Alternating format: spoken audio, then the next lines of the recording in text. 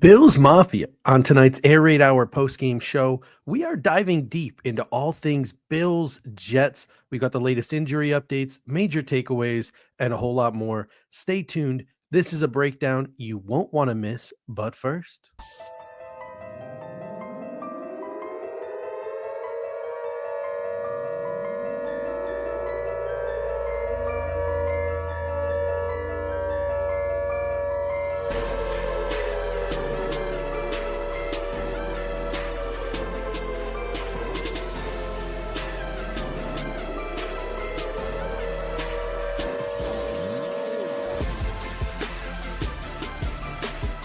welcome to the Air Raid Hour, a Cover One Network podcast. Here are your hosts, Judge Mathis and Tilt Money. welcome in, ladies and gentlemen, to the Air Raid Hour presented by Picasso's Pizza and the Cover One Sports Network. My name is Steve Mathis. You can find me on Twitter at the Bills Guys. Riding solo tonight. One thing that means is that the show tonight might be a little less interactive than we like it to be normally. Please do not be offended.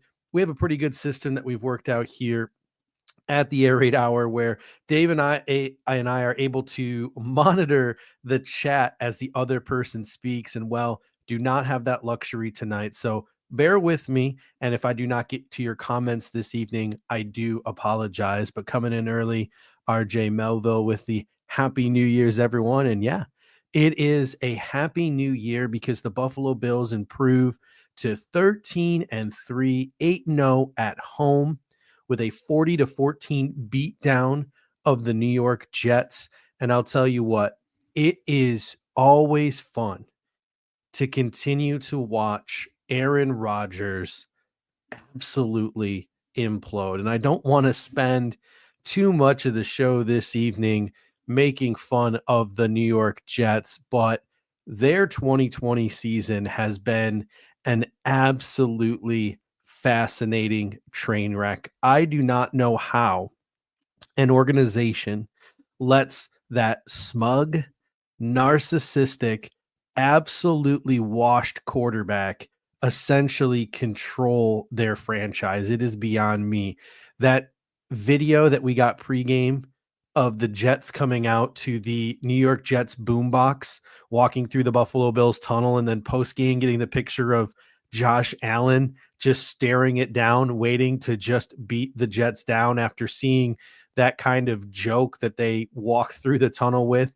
That was a heck of a lot of fun. Aaron Rodgers, watching this game, this is a guy who should have been benched weeks ago. This organization should have put out a statement already that said he will not be back in 2025. The fact that they're considering bringing him back in 2025 is absolutely crazy. You put the train wreck that is Aaron Rodgers, and you combine that with all the other things the Jets have gone through this season. You have The Athletic reporting that Woody Johnson's ownership is essentially just an absolute joke. They nixed a trade over the offseason for Jerry Jeudy because Woody Johnson didn't like his Madden rating. They scapegoated Robert Saleh and fired him early on in the season, promoting Jeff Ulbrich, who has gone, 2-8 and looks completely inept. That elite defense that they had last year, completely destroyed. They are totally undisciplined. They lead the National Football League in penalties. You have, as an organization, possibly alienated your two young cornerstone players in Garrett Wilson and Sauce Gardner. You have the reports that Garrett Wilson does not want to be back with the Jets if Aaron Rodgers is back. You have Sauce Gardner saying he would not recommend to T. Higgins on Instagram to come to the New York Jets in the offseason. Early reports have Rex Ryan and Ron Rivera getting head coaching interviews like this is the year 2014 for their head coaching job. I mean, if you are a Buffalo Bills fan, again, I don't want to spend too much time on this evening. Keep doing what you're doing, Jets. Keep doing what you're doing, Woody Johnson. Don't consider selling the team. Don't do anything.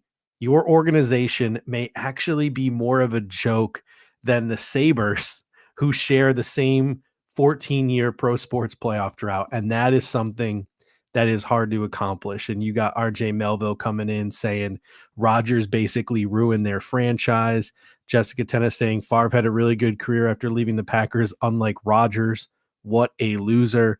Dan Van Kay coming in saying he votes for River Vote Ron to be the next head coach of the New York Jets. Yes, all of that hopefully comes to fruition.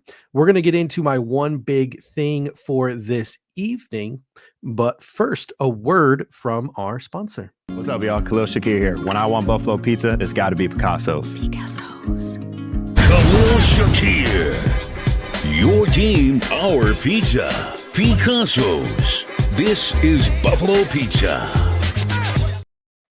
All right, this episode is brought to you by Picasso's Pizza with 4 convenient locations in Williamsville, West Seneca, Lancaster, and Blaisdell. Picasso's Pizza has been serving Buffalo's best pizza since 1980. Whether you are a local or across the country, you can enjoy their delicious pizza delivered fresh to your door. Visit picassospizza.net to place your order today. Again, that is picassospizza.net. All right, so getting into it this evening, our one big thing, and it actually is one big thing this evening since there is just one of me and Dave is not here. Normally it's our two big things, but for me, and let me know in the comment section what you think the one big takeaway you had from this game was. For me, it's that this defense is what it is, and that is a very volatile unit. I think that we've got to accept it at this point. We've got to learn to live with it, and we just got to embrace the roller coaster that is the 2024 Buffalo Bills defense. They are a high stakes operation living and dying by one thing. And that one thing is turnovers. If the turnovers are coming, the Buffalo Bills look unstoppable. Like they can boat race anyone in the league. But when those turnovers dry up, well, then it's Josh Allen's turn to put on that Superman cape. The Bills won the coin toss yesterday, and this is what sort of inspired my one big thing here today. The Bills won the coin toss yesterday, and they chose to receive. They gave up an opportunity for a double dip. Why? In my opinion, my best guesstimation is that they did not want the Jets to get the ball first, march down the field, milk half the quarter off the clock, and go up by a touchdown, putting the Bills offense off script and putting into Josh Allen's mind that he has to go out there and chase big plays, chase explosives to try to keep up with what the New York Jets were doing. I think the Buffalo Bills actively chose to receive because they are losing faith in this defense, which has our full faith and confidence when they are able to turn the ball over. So here's the reality to me. As we march towards the postseason, we need to brace ourselves. This defense is not going to magically morph into some shutdown unit overnight, a unit that could single-handedly win us a game like they have in years past, thinking back to like the Taron Johnson pick 6, where they essentially won us that game against the Baltimore Ravens all those years ago. That unit does not exist in the year 2024 for the Buffalo Bills. The turnovers are key. If they are there, we can beat anybody. If they are not, it's going to be on Josh to carry this team on his back like he did in Los Angeles, like he did in Detroit. And we just simply have to sit back and pray that the ball is in his hands in the last possession of the game and not the opposing team's quarterback. And that's kind of a scary thought, but this is the roller coaster I think that we have to sort of ride as we head into the 2024 postseason. I think it was a reset year. Everyone, the expectations were lower for the Buffalo Bills, and everyone wanted to point at the receivers and all the receivers that we lost. But in reality, I think the focus of our 2025 offseason is going to be restocking and retooling that defense, because I think that defense needs a lot of work to get back to being a defense that can steal us a game without turnovers, that can just go helmet on helmet with other teams. I just don't know if that's where they're at right now. Dave Allen comes in and says, hope this game does not give the defense false hope. I think this is just what the defense has to embrace. They got to go out there and they got to chase those big toxic plays, right? Those turnovers. Pops Mafia said the D-line had a great game, and they did. We're going to talk about that when we talk about the positives later on in the show. And Jessica says, Judge, the D-line is not injured this year heading into the playoffs. Finally. Yes. And we have seen, right? Gregory Rousseau has been pretty solid all year. Von Miller is rounding into form. He finally converted some of those pressures into a sack in this game. And you have Ed Oliver, who, I don't know, maybe all the negative talk of people on social media, he's reading it. He's getting angry. He's had a couple of good weeks here. His biggest games of the year came against the Chiefs and the Lions. So it appears like maybe that's one of the things where he wants to show up in those big games. And obviously, once we get to the playoffs, every game is a big game. So maybe this is the year when we least expect it. This defensive line actively shows up in the preseason. And RJ Melville comes in and says, we need an elite defensive end to pair with Groot, an elite one tech, and a wide receiver one. They basically have everything else at this point. And it's a really solid team. And the Buffalo Bills have found a way to make it work with, you're right, like some things missing from this roster. And we have $60+ million in dead cap coming off the books this year. And we have 10 draft picks. Now, I just started to do my draft prep work, and it's not the deepest draft in the world. So I'm going to be really pounding the table to utilize some of those later round picks to trade up in the draft, to maybe trade for some already active NFL players. The 3 picks we have in the first 2 rounds are great. After that, I'm just, I'm still very dipping my toes into the draft work, but I'm not really too excited about anything on day 3 in the NFL draft. So the Bills got to hit on those 3 picks that they have. They got to use those later round picks as ammunition to try to trade up or to trade for some other players that may be out there on the trade market. Or hey, who knows? Maybe Brandon Beane sees some things that I don't so far in this draft class. All right, let's do some data tracking. Every week we track certain data points for the Buffalo Bills, and this week is no different. Our first data tracking is known as the Complementary Football Tracker. There are 4 things that we track: time of possession, turnovers, average starting field position, and third downs. And the Buffalo Bills went 4-0 in all 4 of these categories this week. The Bills led in time of possession, 31 minutes to 29 minutes. The Bills won the turnover battle. They had 3 traditional turnovers, a huge turnover on down, and a safety. So really 5 turnovers in this football game. The average starting field position for the Buffalo Bills was the 40-yard line. The Jets, it was all the way back at the 24-yard line. And the third quarter was crazy to me. The average starting field position for the Buffalo Bills in the third quarter of this football game was the Jets' 47-yard line. That's impressive all on its own. You literally, in your 4 possessions, averaged a starting field position past midfield. Crazy. And that's where the Buffalo Bills broke the game open and went from 12-0 to 32-0 by the end of the third quarter, or 33-0 by the end of the third quarter. What's even crazier about that stat is the first drive, the first possession the Buffalo Bills had in the third quarter was from their own 1-yard line. So if you take that one out, the Buffalo Bills average starting field position was like the Jets' 30-yard line. It was absolutely, or 35-yard line, absolutely crazy stuff. Total, complete, complementary football. Turnovers, toxic differential, making a huge difference as the Buffalo Bills were able to blow the game up there in the third quarter. And then third downs. The Jets were 4 for 9, 0 for 1 on fourth down. The Bills were 8 of 14, 0 for 1 on fourth down, but that fourth down came on the second to last drive of the game, or actually the last drive of the game, where the Buffalo Bills were just trying to kill clock, and they ran the ball on like 4th and 4 or 4th and 6 or something, just to give the Jets the ball back to end the game. So the Buffalo Bills, they won time of possession, they won the turnover battle, they crushed the turnover battle. They crushed average starting field position, and they won the third down battle as well. You're going to have success when you're meeting all of those criteria in a football game. When it comes to toxic differential, it's a tale of 2 games. It's the actual game, and then it's what occurred after the game was essentially over and Tyrod Taylor was placed into the game. Because if you look at the toxic differential for the whole entirety of the football game, it was actually just the Buffalo Bills winning by 1, and it was very, very tight. But if you take away those last couple of possessions where Tyrod came in, because they had 4 10+ yard runs in those 2 possessions, and they had a 16+ yard pass, a touchdown pass in that span as well. So they had 5 toxic differential plays in the last 2 drives where essentially the Buffalo Bills defense were just allowing the Jets to do whatever they wanted. So if you take that out, and that also takes away Tyrell Shaver's huge play as well. But if you take that out, the Buffalo Bills were +5 in turnover differential because essentially the Jets had 0 turnovers forced, and the Buffalo Bills had 3 plus downs plus a safety for a total of 5. The Jets had 2 10-plus yard runs compared to the Bills 1. The Bills didn't have very many explosives in the running game today.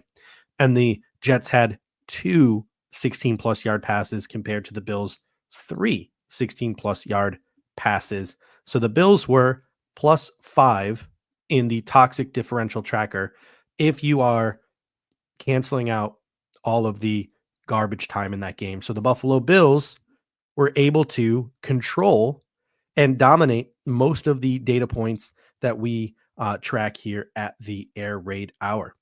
All right, next up is our stock ups for the game. So these are some of the positives that we saw from this football game. Let me know in the comment section. I'll try my best to read as I go along here.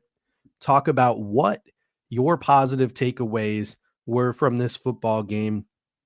For me, the offense, you got Keon Coleman here. I'm going to get to Keon Coleman in a minute, but the Bills set a franchise record for points scored, and they tied over the course of this season. It was broken last week, but they tied an NFL record this season with 8 consecutive 30-plus point games. This is all without a 1,000-yard receiver.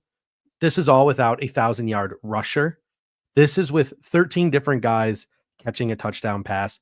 Truly the definition of everybody eats. Lamar Jackson, Saquon Barkley, in my opinion, they are duking it out for Offensive Player of the Year. There is only one MVP, in my humble opinion, and I know a lot of people are going to disagree with it outside of the Western New York area, but in my opinion, there is only one MVP, and that is Josh Allen. And it'll be really interesting to see how that all shakes out. And I'll tell you what, based on all the things I'm seeing in the national media and all the people who for some reason have a vote, and I have no idea how they have a vote, I'm not liking Josh's chances against Lamar Jackson as they have moved the goalposts. They have changed the narrative of what it means to be an MVP from the criteria they utilized last season. But not going to spend too much time on that. Some other positive takeaways I had from the offense. Kincaid looks healthier, and he's only going to get healthier as the weeks pass by. Hopefully, he'll be even more of a factor once we get into the postseason. Shakir has been less consistent over the past couple of weeks. By less consistent, I mean he doesn't literally catch every target that is thrown to him. He's come back down to earth a little bit in that regard. But, man, he was so effective motioning and doing all those things in the slot. He's such a nice, easy button for Josh Allen, and his yards after the catch, so crucial. He's a huge part of this game. He was another positive takeaway. And then I really like the fact, and we talked about this in the in the pregame show, really, really, really like the fact that Keon Coleman and Amari Cooper were being force-fed the ball in this game. Were they consistent? No.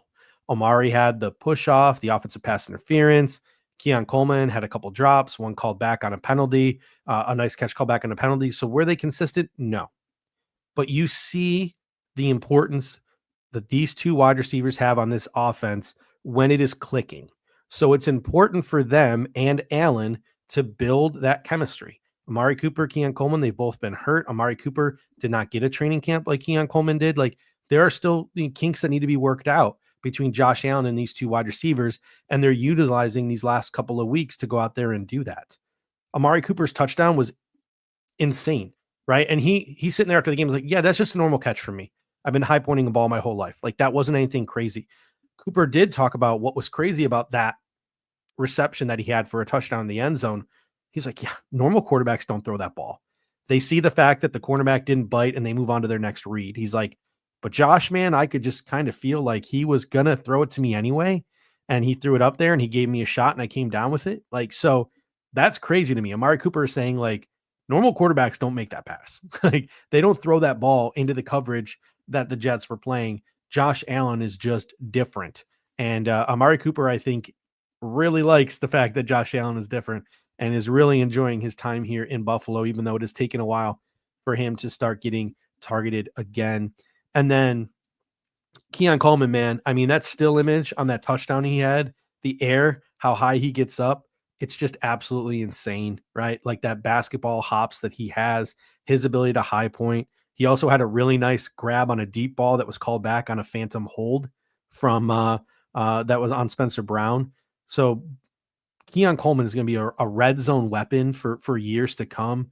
I really liked after Josh Allen tried to throw him one over. I can't remember if it was DJ Reed or Sauce Gardner. I think it was DJ Reed. Tried to throw it over the top of him.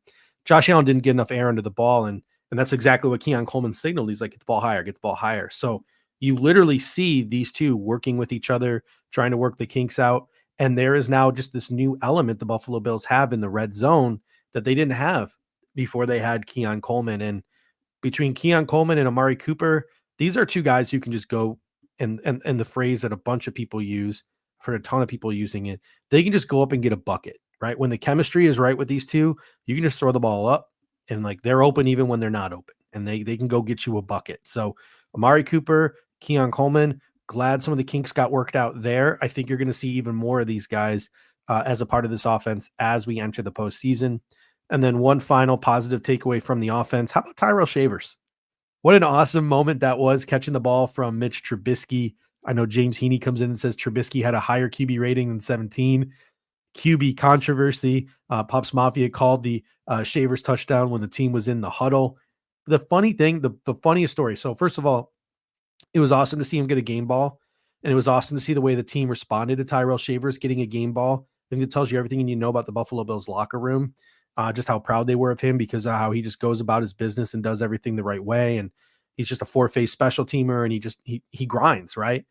But Tyrell Shavers was being interviewed after the game. He's like, that's the first time anyone's ever thrown a screen pass to me in his entire life. He's like, high school, college, the pros. He's like, I've blocked for plenty of screen passes. Nobody's ever thrown me a screen pass. And man, he took advantage of it. He housed it. That was incredible to see. So that was awesome for Tyrell Shavers. And then how about this defense, right? The turnovers. That's obviously the big story for the defense. AJ Epinesa got off the schneid, had a sack. That sack was a safety. Huge key, one of the key turning points in this football game. He probably had a couple other sacks that ended up being called tackle for losses just because the quarterbacks bobbled the snap or whatever. But AJ Epinesa was consistently in the backfield all game. You had the huge turnover on downs. I know Ed Oliver was a big part of that. Jordan Phillips, right? When he came back here, he said he's an acquired taste and the Bills like the way he tastes. The Bills like the way he tasted today with that interception that he had. And how about Gregory Rousseau batting that ball for Jordan Phillips to get that in from interception? Christian Benford with a pick, Matt Milano with a fumble recovery. We talked about it at the top of the show. This defense is going to live and die off of these volatile, plays, these turnovers, and the Buffalo Bills went about their business in getting those turnovers in this game. Gregory Rousseau, pay that man. I mean, he affects the game in so many ways. His run defense, his pass defense. I think he has done all the convincing he needs to do. The Buffalo Bills need to lock him up long-term. Von Miller, he is rounding back into form. I think all of the edge guys are finally starting to convert some of these pressures into sacks. We talked in the pregame show, the tweet from Joe Marino, how many weeks it had been since all of these different guys had a sack, and it had been a while for some of these guys. And then you see in this game, AJ Epinesa get off the schneid, Von Miller get off the schneid, Gregory Rousseau had half of a sack. So the Buffalo Bills started converting some of those pressures to sacks in this game. Christian Benford, I mean, this guy has been an all-pro all year. He's not going to get rewarded with an all-pro, but he is an all-pro. It kind of reminds me a little bit of early Matt Milano in terms of how good he is defensively, but the lack of recognition that he gets, and that's going to come in time. But Christian Benford, another guy the Buffalo Bills need to lock up. They got some decisions to make. Rousseau, Benford, Shakir, James Cook, a lot of guys from this Buffalo Bills. Terrell Bernard need to get paid. So it'll be really interesting to see how that unfolds over the next 2 or 3 off seasons. And then credit to Joe Andreessen, right? Buffalo Joe, 8 tackles, led the team. All of those tackles came in garbage time in the fourth quarter. So he made the most of his opportunity in this football game. Some of the negative things, some of the stock downs that I had offensively, I thought it was kind of a slow start after the touchdown. So I know it's kind of ironic thing to say. Like they started with a first drive touchdown, but then it's a slow start. They kind of teetered off after that touchdown. I thought there was a number of Jets mistakes that the Buffalo Bills didn't capitalize. I mean, we were 7 minutes. There were 7 minutes left in the third quarter, and the Jets were driving down the field, and the Bills were only up 12-0. And then just with the snap of a finger, the Bills were up 33 to nothing. So it was a crazy third quarter, which didn't even start midway through the third quarter. I think you would have liked to have seen the Buffalo Bills pull away a little bit sooner, but you can't complain with the end result of that football game. There weren't a lot of explosives in the run game. I'm nitpicking a little bit here. The Bills only had one carry of 10 or more yards, and that was a 10-yard run by Josh Allen. So you're used to seeing the Buffalo Bills get these chunk plays on the ground, and they were. I mean, don't get me wrong, James Cook averaged over 4 yards per carry. Ty Johnson had a pretty good yard per carry average as well. There was a bunch of 7-8 yarders in the box score, but the Bills didn't really bust off any explosive runs in this game. So again, nitpicking. But if I was, that would be a negative takeaway from this game. And then Cooper and Coleman, right? Talked about them at the top, how awesome it was to see it start to click at the end of the game, but it was probably a little frustrating as Bills fans at the beginning of the game, the inconsistencies that they've been having.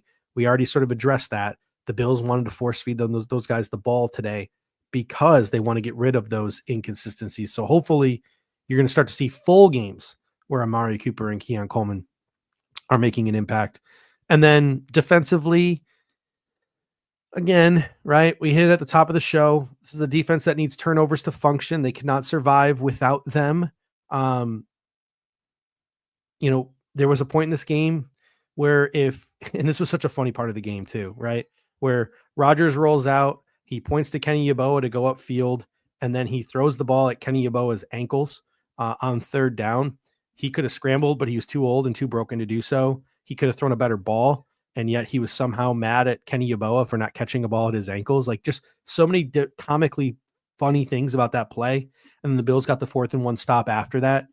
If Aaron Rodgers just does what a normal quarterback who isn't washed does and hits Kenny Yeboah in stride, it's a 7-7 game, and maybe things go a different way. So the Jets weren't doing anything complicated because the Jets aren't good. Like literally they have a caveman in Todd Downing and Nathaniel Hackett orchestrating their offense. Like, they're not doing anything crazy or spectacular. It's just quick passes, getting the ball into the hands of their playmakers, nothing crazy. But yet they were getting chunk plays on the Buffalo Bills left and right to start the game. They were just puking all over themselves once they got near the red area. So to me, again, this is a defense that very much is going to survive off of forcing turnovers, and not every team is going to be as stupid as the New York Jets. So as we get into the postseason, it's a little concerning, right? This defense is it's just not talented enough, right? There's Cole Bishop, like he's still developing. Dwayne Carter, he's still developing. Like it's going to take them some time to develop. I have high hopes for Cole Bishop, who made some nice plays in this game.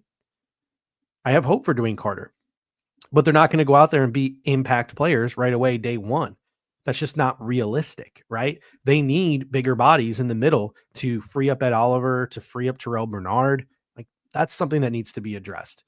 They could add another playmaking safety. They could add more edge rushers, right? Like there are plenty of things you can do to fix this defense. There aren't a lot of positions on this defense where I'm like, yeah, that's lockdown, right? It's Rousseau. It's Oliver at the 3 tech, even though people are going to complain about Oliver. Like just get a guy next to him. He'll be fine, right? It's Terrell Bernard. It's Christian Benford. It'll eventually be Cole Bishop. Like, but everywhere else, it's like we could improve at almost every single position. Like, so if you're the Buffalo Bills, a lot of your offseason attention is going to be probably focused on the defensive side of the football. All right. So going a little quicker tonight because it's just me, rambling on here. Don't have Dave to offer the more, the more humble, the more level-headed takes of the two. Some of my final thoughts on this football game. One thing I want to address before we go: Clete Blakeman sucks. Like, I know that most of the calls in this football game heavily favored the Buffalo Bills, and that over officiating probably helps a team like the New York Jets. It probably helps them because they just DPI on every play. That's their strategy. So having a ref like Clete Blakeman definitely helped us in this game. But I mean, the over officiating in the National Football League is just crazy to me. And you saw it on Sunday Night Football as well with some of the holding calls on the Washington Commanders. Twice, Clete Blakeman threw a flag in this game. They huddled for minutes and then ended up picking up the flag. And it was just wasting time. Like it was crazy. And it's just never fun to watch a game where Clete Blakeman officiates because it's just so overly officiated. Pops Mafia comes in and says, "What is that turf behind you?" That is the turf from before they replaced the turf at Highmark. So they replaced the turf at Highmark a couple of years ago. And I don't know if you guys saw that story in the news. A guy I actually went to high school with bought the turf. He bought it. Like he was cool. I'm going to buy it. And he started his own company, Buffalo Turf Co. And he just sliced off little parts of the field and sold them on these little commemorative frames. So this is actual turf from Highmark Stadium. So that's really cool. I got a really cool, I'm gonna step away real quick because I got a really cool Christmas gift that I'm going to show you guys in a moment. But I got my 716 here. I got my Buffalo pennant. I got the Highmark portrait. I got the Naaman Roosevelt nameplate. But I got a really cool Christmas gift that I'll be adding to the collection soon. I'm going to grab it here real quick.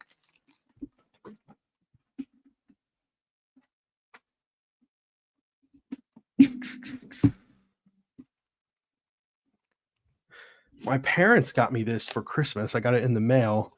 It is an actual like 3D image of Highmark Stadium made out of wood on a wooden plank. So I'm going to be hanging this up. I'm going to find a spot to hang this up somewhere. So I'm really excited about that as well as a new little addition here to the wall behind me. I have no idea where they got it from, but if you can find this, highly suggest it. This is super dope. Looks classy as heck. I can see 333 where I used to have my season tickets right there behind the Bills bench in the upper deck, the nosebleeds. Live in the nosebleeds. Where else would you rather be than right here, right now? Nowhere else I'd rather be than nosebleeds. I don't like sitting in the 100s. It kind of freaks me out. I like to have that bird's eye view from up top. I don't know if anyone else is like me in that regard. Speaking of, I don't know if anyone else is like me in this regard. I'm really excited to see some of the young guys for the Buffalo Bills get their shot against the New England Patriots this week. There are some people who might not turn on the game at all. There are some people who are going to be disappointed that Josh Allen is essentially just going to play one series to keep a streak alive and then give way to Mitch Trubisky. And it all sounds fun on paper. And then you see the reality of it. It's probably going to be an ugly preseason like type of football game. But I'm really excited to see the young guys versus the Patriots this weekend. Sean McDermott says, like I said, Josh Allen is going to start this game to keep a streak alive, but then he's going to give way to Mitch Trubisky. Sean McDermott said today he would like to see reps given to DeMar Hamlin and Curtis Samuel if they are able to go to sort of get their feet back under them for the regular season. And then he says it's going to be a mix of starters and backups. So expect to see, if you're a Bills fan, a lot of Ray Davis, a lot of Quentin Morris. I'm really looking forward to seeing the offensive line of Ryan Vandemark, Cedric Van Granger, Tillin Grable, Alec Anderson get after it. On defense, I'm looking forward to seeing Javon Solomon getting a ton of run, Dwayne Carter getting a ton of run. I'm hoping that the Buffalo Bills give us a linebacker duo of Joe Andreessen at the mic and Adefanu Lafosio at strong side linebacker. I want to watch them for a full game. I think that'll be really fun. You're going to see a lot of Jamarcus Ingram. You're probably going to see Kyrie Elam. You're going to see a lot of Cole Bishop. And then the Bills have two decisions to make, right? They have two practice squad guys that they can call up. I wish we could call them all up, but they only get two. I think one of them is going to be an offensive lineman. Jessica Tennis says, do you think Clapp is brought up to play center? I don't think he's brought up to play center. I think he's brought up to play guard because I think Cedric Van Granger will play center. But he's also your emergency backup center if Granger gets hurt. But the Bills have some options, right? You could have Clapp called up to play in this game. So then you have all backups along the offensive line. If Will Clapp is called up, it's probably Ryan Vandemark it's probably Tillin Grable at left tackle. It's probably Alec Anderson at left guard. It's probably SVPG at center. It's probably Will Clapp at right guard. It's probably Ryan Vandemark at right tackle. But somebody pointed this out to me on social media yesterday. If you call up Richard Garage, you could have, because Dylan Grable took a lot of snaps at guard in the preseason or at training camp. You could have, and this is kind of an exciting offensive line if you're sort of like a prospect nerd like me and want to see some young guys play. Left tackle Ryan Vandermark, left guard Dylan Grable, center Cedric Van Perren Granger, right guard Alec Anderson, right tackle Richard Garage. That's a lot of young, talented young offensive linemen that could get some run for the Buffalo Bills. That's a pretty interesting offensive line should the Buffalo Bills decide to do that. That I think an offensive lineman is going to be one of their practice squad call-ups. Then is another one going to be a quarterback, right? Like, do they call up Mike White? But the problem is if you call up Mike White, then he has to be active if you want him to play, right? Need Mike White in case Trubisky gets hurt. No Josh. But here's the thing. Josh is starting the game because he wants to keep a streak alive. So Mike White cannot be the emergency third guy. You don't get the 54th player with Mike White. You have to make him part of you don't get the 49th player, excuse me, not the 54th player. You don't get the extra player. Mike White has to take the spot of one of the players. So I think maybe, again, it's early on in the week. Could you see a situation where Mike White is elevated? Josh Allen starts the game, Mike White plays and Mitch Trubisky is the emergency third string quarterback? I don't know. Right. So it's really interesting to see what happens with that. And I'd have to actually double check the rule because I don't know what the rule is. Like, is the rule you can't play the third quarterback unless everyone else is hurt?